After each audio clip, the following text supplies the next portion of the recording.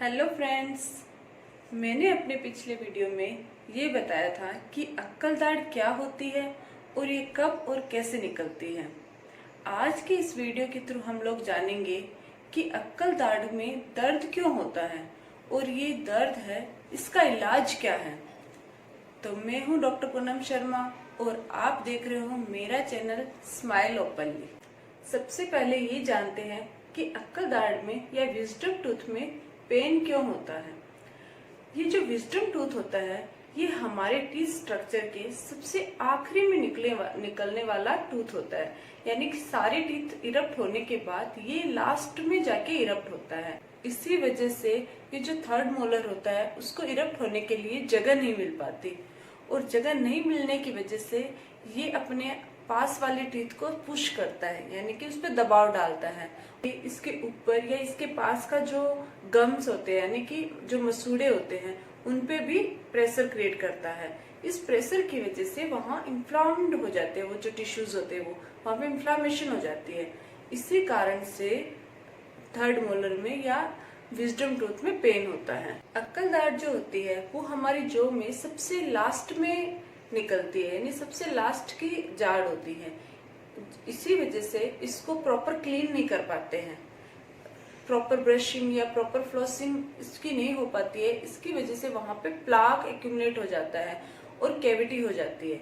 इस कारण से भी इसमें दर्द हो जाता है। जैसे कि मैंने आपको पहले बताया है कि जो अक्कल दाढ़ होती है या जो विजडम टूथ होता है ये सबसे लास्ट में आता है, यानी कि सारे टीथ पहले ही निकल चुके होते हैं और ये सबसे लास्ट में निकलता है। इसकी वजह से स्पेस कम हो जाता है और स्पेस कम होने की वजह से हमारा सेकेंड लास्ट मोलर होता है और जो बोन होती है उन दोनों के बीच में स्पेस बहुत कम होता है।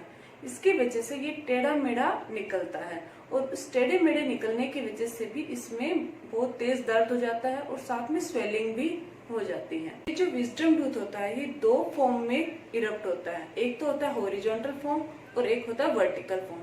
इसके लिए मैं आपको एक समझाती हूँ मॉडल पे। ये देखिए, ये होती है इसकी वर्टिकल फॉर्म। ये वर्टिकली इरप्ट हो रहा है, यानी कि ये हमारी बोन है और ये सेकेंड मोलर है। इस सेकेंड मोलर और इस बोन के बीच में स्पेस बहुत कम है। इसकी वजह से ये जब इरप्ट हो रहा है तो ये इस पे प्रेशर क्रिएट कर रहा है। ये वर्टिकली इरप्ट हो रहा है। कभी कभी ये फुल्ली इरप्ट हो जाता है बट कभी कभी ये इरप्ट नहीं हो पाता क्योंकि इसके चारों ओर गम्स आ जाते हैं। इसका जो क्राउन होता है वो ये जो आसपास के जो मसूड़े वगैरह होते हैं इसको कवर कर लेते हैं। इसकी वजह से प्रेशर डालता है ऊपर की तरफ और उनमें पेन हो जाता है। और दूसरा है हॉरिजॉन्टल फॉर्म। हॉरिजॉन्टल फॉर्म का मतलब होता है कि ये बिल्कुल टेढ़ा होता है इस तरीके से। ये जो बोन होती है इसके और ये जो सेकंड मोलर होता है उसके बीच में एकदम टेढ़ा अंदर ही रहता है, बोन के अंदर ही। इसको हम इम्पैक्टेड मोलर भी कहते हैं, इम्पैक्टेड थर्ड मोलर भी बोला जाता है। इसको निकालने के लिए तो सर्जरी ही करनी पड़ती है, ये अपने आप नहीं निकलता।